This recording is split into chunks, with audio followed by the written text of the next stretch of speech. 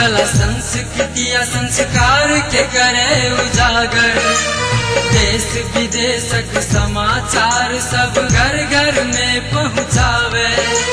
सुनू यही ना झूमू अपन रेडियो अपन तार। सुनू यही ना झूमू अपन रेडियो अपन तार। Janaki FM 106 megahertz. Janaki FM 106 megahertz. Janaki FM 106 megahertz.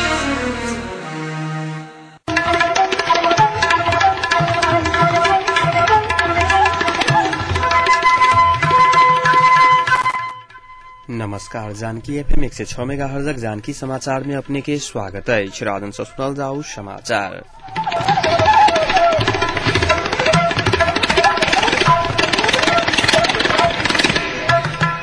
एकनु का मुख्य समाचार।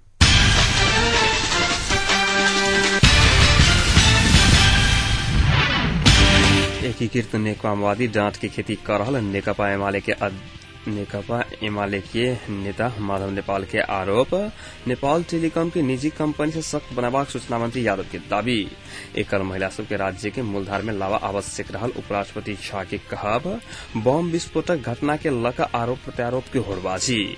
सामुदायिक रेडियो सभा कार्यशाला गोष्ठी आई से शुरू। आ एकीकृत नेकपा माओवादी लावावाला सूत्र से ओझराहटपूर्ण रहल एमाले उपाध्यक्ष गौतम के आरोप।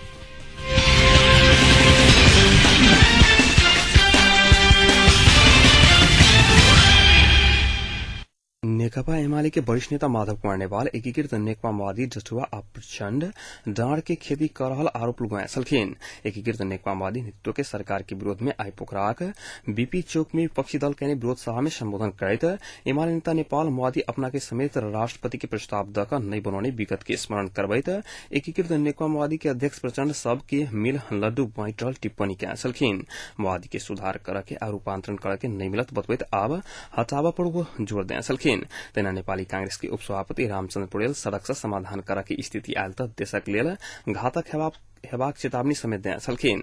सभा के संबोधन करैत राष्ट्रिय प्रजातंत्र पार्टी के अध्यक्ष पशुपति शमशेर राणा माओवादी काम चलाऊ सरकार के माध्यम से सत्ता कब्जा कर लागल आरोप समेत लगौने छलखिन।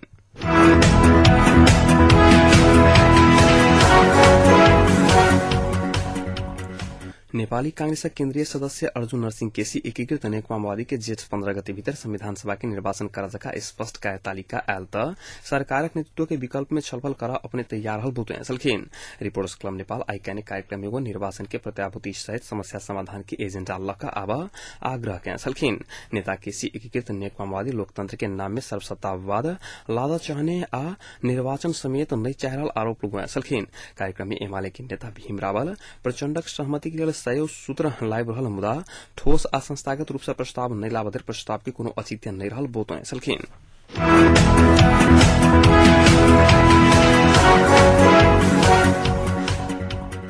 विपक्षी दल निकट के विद्यार्थी संगठन सब जारी आंदोलन के आरोप प्रभावकारी बनावत देशभर के विभिन्न स्थान में विरोध सभा सब करल जा रहा वो सब फिर फाल्गुन 3 गते से देशव्यापी आंदोलन करवला। फाल्गुन 3 गते धनगढ़ी से शुरू करने आंदोलन 21 गते काठमांडू में आयोग समापन हेबाक बताओल गला। आई काठमांडू में बैठल 12 विद्यार्थी संगठन के बैसार से आंदोलन के प्रभावकारी बनावा कार्यदल से गठन कयल गला।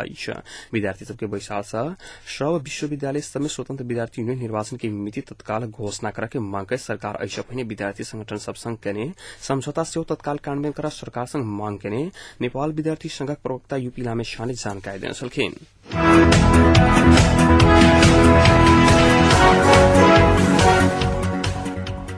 सूचना तथा संचार मंत्री राजकिशोर यादव नेपाल टेलीकॉम की निजी कंपनी से सशक्त बनावे के बोतुए छलखिन।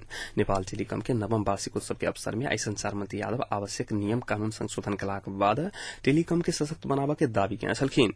वो टेलीकॉम के गुणस्तर में सुधार करते ल जाय के सेहो बोतुए छलखिन। स्थापना भेल 9 वर्ष में अपन ग्राहक की संख्या 84,10,000 पहुंचा चुकल टेलीकॉम जनौले छलखिन। टेलीकॉम जनौला का नेपाल टेलीकॉम के विक्रम संवत 2061 साल माघ 22 गते स्थापना भेल रहा।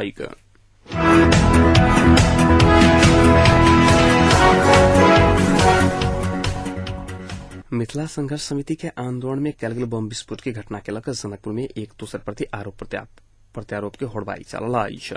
संघर्ष समिति के अध्यक्ष परमेश्वर शाह तराई टेलीविजन से प्रसारित आवाज पूर्व मंत्री तथा सभासद संजय कुमार शाह के रहल बतवित आबि रहल समय मधेश क्रांति फोरम धुनसाक सह संयोजक जगदीश महासेठ व आवाज कलाकार भवेश मिश्र के रहल बतौला बाद विभिन्न संचार माध्यम समय आयल समाचार प्रति अपन गंभीर ध्यान आकर्षण भेल। कलाकार मिश्र बतौने छलखिन वो ओही आवाज में अपन आवाज मिक्सिंग नहीं रहल विभिन्न संचार माध्यम समय आयल समाचार प्रति गंभीर आपत्ति जनाए छलखिन।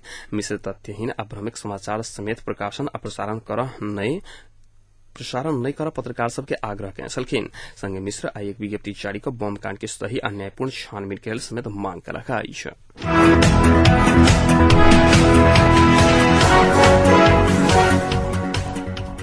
सामुदायिक रेडियो सबक संस्थागत सामाजिक उत्तरदायित्व अभिवृद्धि समन्वय कार्यशाला गोष्ठी आइसा चितवन में शुरू भेल अछि। परसुधेर चलवला कार्यशाला में विभिन्न सामुदायिक रेडियो के 42 गोटे के सहभागिता रहल अछि। कार्यशाला के आई चितवन के प्रमुख जिला अधिकारी हिमनाथ अंथवाड़ी प्रमुख अतिथि में उद्घाटन कयल गेल छल। उद्घाटन समारोह में अकोरेप के महासचिव खेम भण्डारी स्थानीय निकाय तथा जिला में रहल सरोकार वाला सबके उत्तरदायी बनाव सामुदायिक रेडियो के भूमिका रेडियो सबक क्षमता अभिवृद्धि के कार्यशाला कयल गेल जानकारी देने छलखिन। संयुक्त राष्ट्र संघ के लोकतंत्र विकास कार्यक्रम डेफ के सहयोग में अकोरैप देश के विभिन्न क्षेत्र में एहि प्रकार कार्यशाला गोष्ठी कर रहल अछि।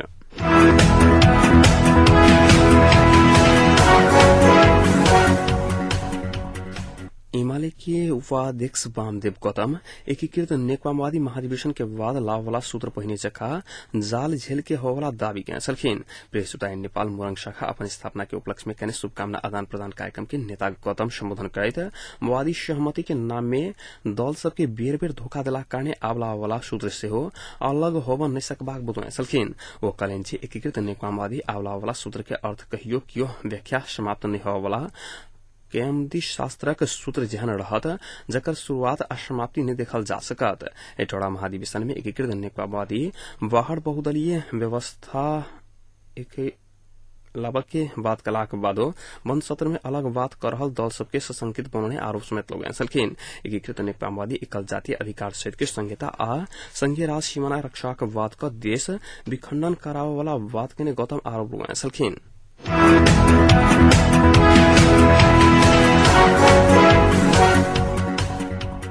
एकीकृत नेकपा माओवादी महाधिवेशन के बंद सत्र में अध्यक्ष पुष्पकमल दाहाल प्रचण्ड के प्रतिवेदन बाहेक थप 3टा प्रस्ताव में विमर्श बढ़ल अछि। अध्यक्ष प्रचण्ड पेश कयने प्रतिवेदन के किस विषय में असम्मति जनमत नेता राम कार्की गोपाल किराती आ लेखराज भट्ट फरक मत दर्ज करवाने छलखिन। अध्यक्ष मंडली तीनू फरक मत के विमर्श के बंद सत्र हॉल में लजाए के अनुमति द चुकल अछि।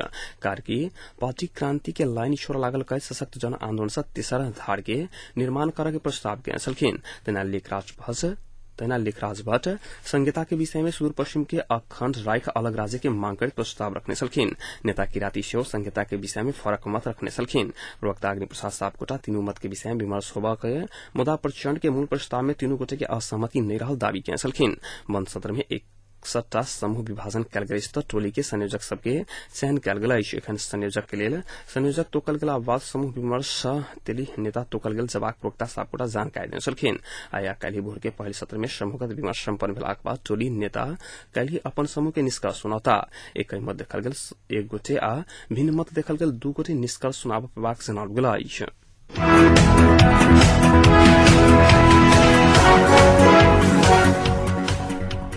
उपराष्ट्रपति परमानंद शाह एकल महिला सबके राज्य के मूलधार में लावा राज्य पक्ष विभिन्न कार्यक्रम लावा के आवश्यक तैयारी कर रहल बतौने छलखिन। आइसा राजधानी के काठमांडू में शुरू भेल एकल महिला सबके अंतर्राष्ट्रीय सम्मेलन के उद्घाटन करैत उपराष्ट्रपति शाह एकल महिला सबके क्षमता अभिवृद्धि के लेल सेहो राज्य पक्ष के सहयोग केनाइ आवश्यक रहल बतौने छलखिन। उपराष्ट्रपति शाह नीति निर्माण के तह में एकल महिला के सहभागिताक लेल सरकार संग आग्रह सेहो कयने छलखिन। सम्मेलन में नेपाल सहित 16 देश के प्रतिनिधि महिला सबके सहभागिता रहल अछि। समृद्ध यात्रा दिश एकल महिला सशक्तिकरण विषय अंतरक्रिया गोष्ठी में अफगानिस्तान, ऑस्ट्रेलिया, जापान लगायत के देश सबके एकल महिला प्रतिनिधि सबके सहभागिता रहल अछि। 2 दिन धरि चलावाला सम्मेलन में सब एकल महिला सबके न्याय आ कानूनी अधिकार दियावा अनुसंधान करते सम्मेलन सम्पन्न हैत।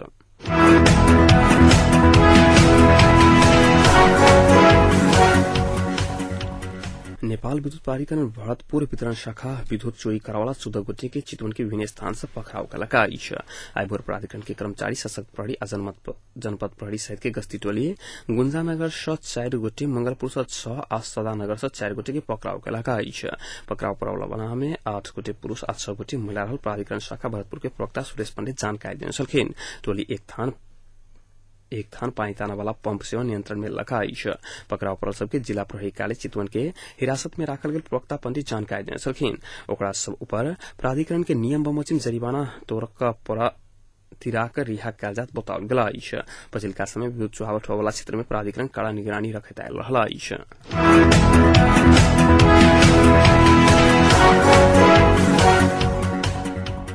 शान्ति आ क्षेत्रीय स्थिरताक लेल अफगानिस्तान आ पाकिस्तान बीच सहकार्य बढ़ावा बेलायत के मध्यस्थता में आई त्रिपक्षीय वार्ता भ रहला प्रधानमंत्री डेविड कैमरून के निजी निवास बकिंगहाम शहर में होवाला परामर्श में अफगानिस्तान में शांति स्थापना आ सीमा क्षेत्र में स्थिरता के लेल दू देश बीच सहकार्य करे के विषय में उल्लेख कयल जबाक आ कार्यान्वयन के रणनीति तय कयल जायत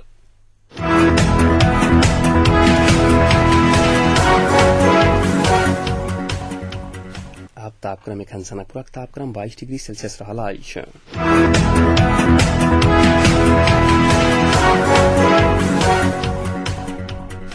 प्रमुख समाचार अंत में पुनः एक बेर फेर सँ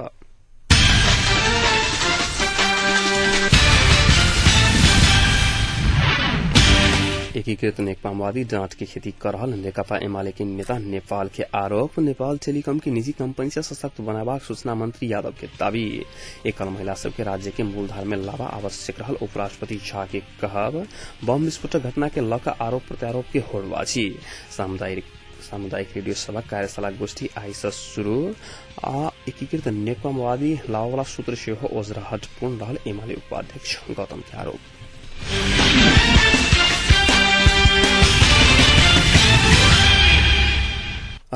आज जानकी समाचार एतै सम्पन्न होते समाचार कक्षक संपूर्ण सहकर्मी के संग हम राजन आज्ञा चाहब समाचार दूसरा बुलेटिन के संग कार्य उपस्थित रह करब ताकि सुनते जान के फेमिक से 6 मेगाहर्ट्ज नमस्कार।